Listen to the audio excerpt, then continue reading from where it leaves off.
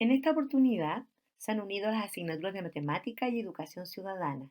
Es un gran desafío, pero partimos de la base de que el conocimiento es uno solo y puede integrarse desde las distintas áreas del conocimiento. Bienvenidos entonces a esta experiencia y un saludo cordial para cada uno de ustedes, estudiantes de tercero medio. Siempre es muy importante tener claro cuál es el objetivo del trabajo que se le está presentando. Ahí tenemos entonces dos objetivos de dos asignaturas distintas. Para el caso de educación ciudadana, lo que nos importa es reflexionar acerca de los riesgos que corre la democracia en Chile. Los principales riesgos que sufre la democracia tienen relación con la desafección política, es decir, que la gente no vote, la desigualdad, la corrupción, el narcotráfico, la violencia, entre muchos otros. Pero para este guía y con el objetivo de poder unirnos con matemáticas, solamente nos hemos dedicado al tema de la desigualdad y particularmente de la desigualdad salarial. En el caso de matemática, el objetivo es tomar decisiones en situaciones de incerteza que involucren el análisis de datos estadísticos con medidas de dispersión y probabilidades condicionales. Y unidas ambas, nuestro propósito es analizar y aplicar el razonamiento matemático para la comprensión de la realidad y desigualdad salarial en nuestro país, entendiendo que es un problema para el buen funcionamiento de la democracia. Ahí va entonces nuestro desafío. En guías y trabajos anteriores nos hemos dedicado a analizar y reflexionar la importancia que tienen los sistemas democráticos como el mejor sistema para garantizar los derechos de ciudadanas y ciudadanos. Y además, comprender que las democracias son las que mejor cumplen con el objetivo último de los estados, que es el logro del bien común. Pero en esta oportunidad nos estamos dedicando a reflexionar en relación a los problemas que enfrentan los sistemas democráticos. No solamente nuestro sistema democrático, el de nuestro país, sino que también los problemas los enfrentan las democracias de todo el mundo. Para ello, la guía presenta dos fuentes de información. Son datos de la OIT y otro del periódico El Mostrador. La OIT señala como dato que el principal problema del trabajo en el mundo es la precariedad del empleo y dice que el 53% de los empleos en América Latina tiene un empleo informal, es decir, son trabajadores que no cuentan con sistemas de seguridad social garantizados. Chile, por otro lado, tiene un 40,5% de empleos informales, es decir, de trabajadores sin contrato. Y en América Latina y Chile, entre el 30 y el 40% de los contratos son a plazo fijo, es decir, tienen un periodo en donde se garantizan los derechos mientras están contratados los trabajadores y después están obligados a buscar nuevos empleos. Por otro lado, el 38,9% de los trabajadores en Chile no tiene un contrato de trabajo y la mitad de los trabajadores ganan menos de 400.000 pesos líquidos. Y por otro lado, el 70% de los trabajadores gana menos de 550.000 pesos líquidos. ¿Por qué son tan importantes estos datos? Porque viviendo la pandemia en nuestro país, el gobierno se encuentra con el tremendo problema de que esta precariedad salarial y esta precariedad en empleo agudizan el problema social. Porque además hoy día se están perdiendo muchos empleos. Por lo tanto, reflexionar y buscarle posibles soluciones a futuro a estos problemas, preguntarnos qué rol debe tener el Estado para enfrentar estos problemas, hoy día resulta muy relevante. El mostrador termina con la siguiente conclusión. No más de un 20% de la fuerza laboral ocupada podría pasar esta situación con cierta tranquilidad. ¿A qué situación se refiere? La crisis social que estamos viviendo por la pandemia. Es un tema tremendamente importante que ahora vamos a pasar a matemática para que lo profundicen a través de datos matemáticos concretos.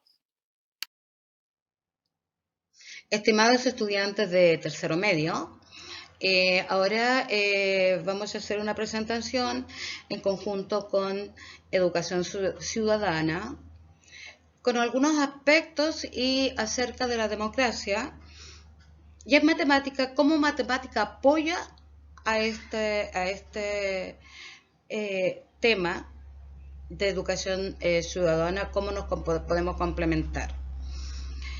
Y comenzamos. ¿Por qué estudiar medidas de dispersión? ¿A qué se refiere la medida de dispersión? La dispersión es la variación de un conjunto de datos respecto de una medida de tendencia central, que generalmente es la mediana, la media o el promedio, ¿ya? Que está acá, el promedio de los datos. La idea de dispersión se relaciona con la mayor o menor concentración de los datos en torno a un valor central. ¿Cuáles son estas medidas de dispersión que nos van a ayudar? Una, ya sabemos que es la media, el promedio de los datos, que puede ser representativa en algunas ocasiones, nos puede dar una información muy certera, pero a veces no. ¿Cómo nosotros podemos lograr afianzar la información que nos da el promedio? Nos vamos con las medidas de dispersión. ¿Cuáles son? Aquí están. Medida de dispersión. Está la varianza, que ya sabemos, como está presentado en la guía, cómo se puede calcular. Se simboliza por la letra sigma al cuadrado. La desviación estándar, que la desviación estándar es el mismo valor de la varianza, pero nosotros le sacamos raíz cuadrada, porque lo que necesitamos es sigma solito, desviación estándar, no al cuadrado. Esta desviación estándar es la que nos va a dar la mayor información. También entre las medidas de dispersión se encuentra el rango estadístico, que el rango es el dato máximo menos el dato mínimo. Está el coeficiente de variación, que es la desviación estándar dividida por el valor absoluto del promedio, porque eso es positivo, ¿ya? Estos son los cálculos que vamos a hacer, pero aparte, nosotros en la guía yo les presenté un ejemplo haciendo los cálculos. Nos interesa también la interpretación de estas medidas de dispersión. Y para que ustedes tengan un concepto, entiendan a qué se refiere la medida de dispersión, aquí les puse un ejemplo gráfico, las estaturas de estos perritos. Dice ejemplo gráfico número 1, se mide la estatura de 5 perros desde los hombros, dando los siguientes resultados en milímetros. El perro 1, 600, el perro 2, 470, el perro 3, 170, el perro 4, 430 y el perro 5, 300. Es la medida de los hombros hacia abajo, de los hombros hacia abajo. Y como ustedes ven en este gráfico, en esta representación pictórica, nos damos cuenta que el perro más grande, este es como un Rottweiler, será, este perro se escapa de la media, es más grande. Tenemos otro que también debería estar un poco más de la media. Calculemos cuánto del promedio de estatura de estos perros. Entonces vemos, primero calculamos el promedio, sumamos todos los datos, los dividimos por la cantidad de datos, que son 5, y nos da que el promedio es 394 milímetros. Esta línea verde es el mismo gráfico de arriba, pero esta línea verde nos está indicando acá que son 394 milímetros, ¿ya? Y podemos ver que el perro más grande, desde los hombros hasta sus patas, tiene 206, una diferencia de 206 milímetros con el promedio. Acá tenemos el segundo perro, tiene 76 milímetros de diferencia con el promedio.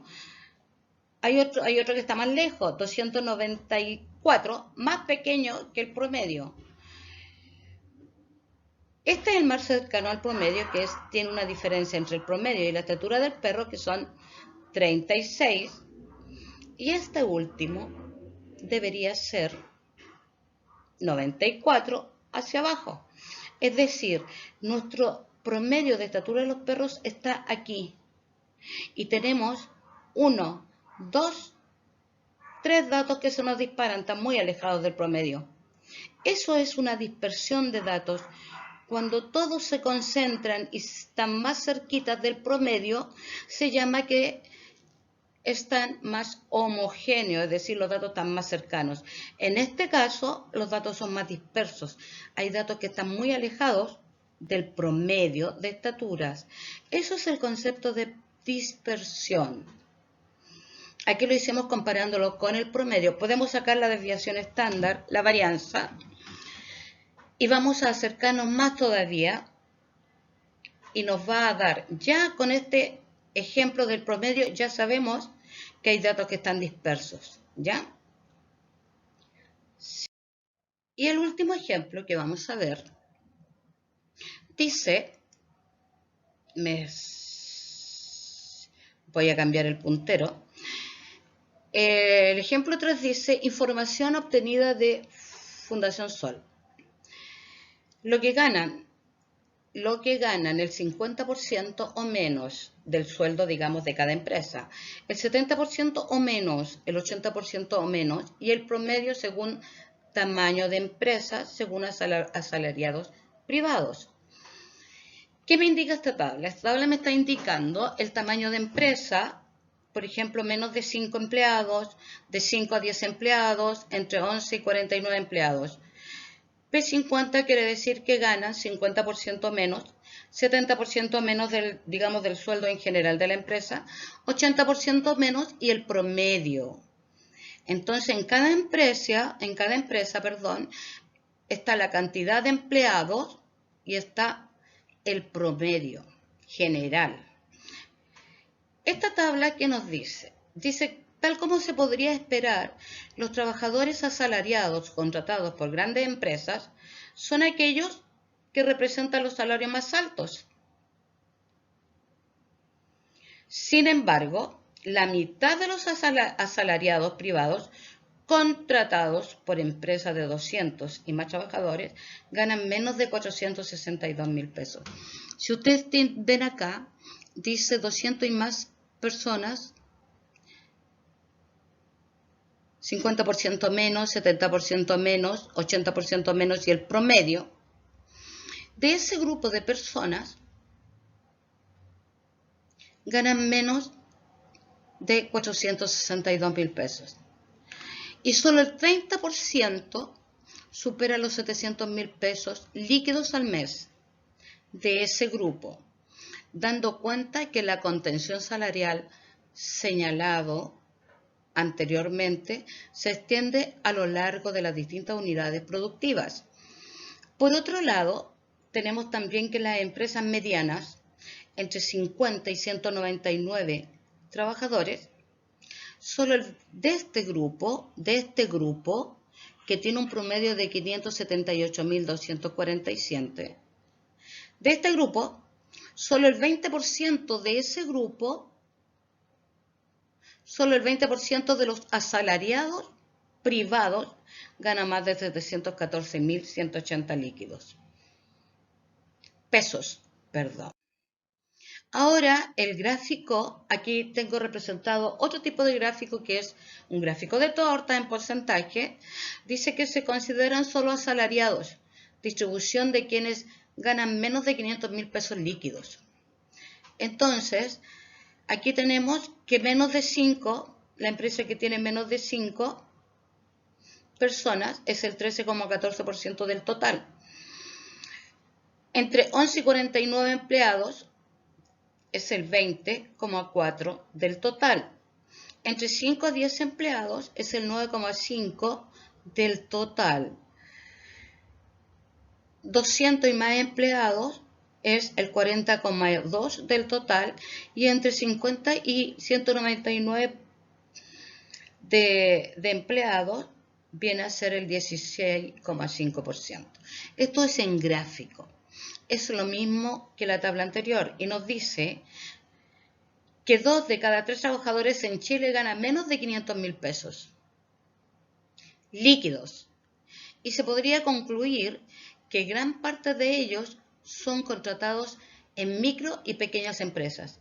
No obstante, cuando nos concentremos en los ocupados asalariados que están por debajo de este umbral de 500.000 pesos, se puede agregar que el 40,2% pertenece a la gran empresa y el 16,5% que está aquí a la mediana empresa. Vale decir que el 56,7% ciento, que es este 42,2 más el 16,5 de los asalariados en Chile que ganan menos de 500.000 pesos líquidos, trabajan en empresas de mayor tamaño. Ahora, chicos, este es un análisis de los gráficos, cuál es la importancia de las medidas de dispersión. Ustedes saben que matemática está en todo ámbito, en todas las disciplinas, y para cumplir ciertas normas, ciertas reglas se rigen por matemáticas.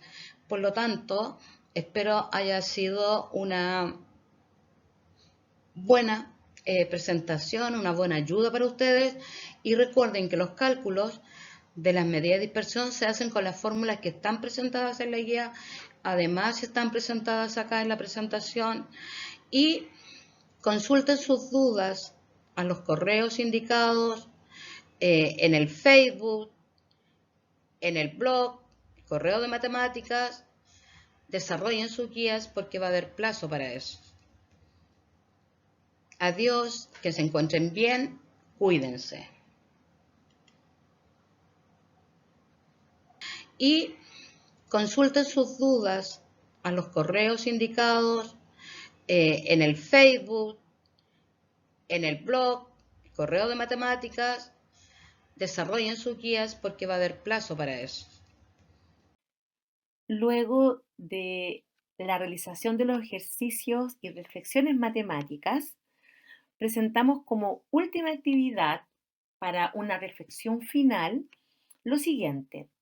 Asumiendo que la desigualdad es uno de los problemas que debilitan nuestra democracia, ¿cómo contribuyen las matemáticas a la comprensión de la desigualdad salarial o de distribución de los ingresos a nivel país?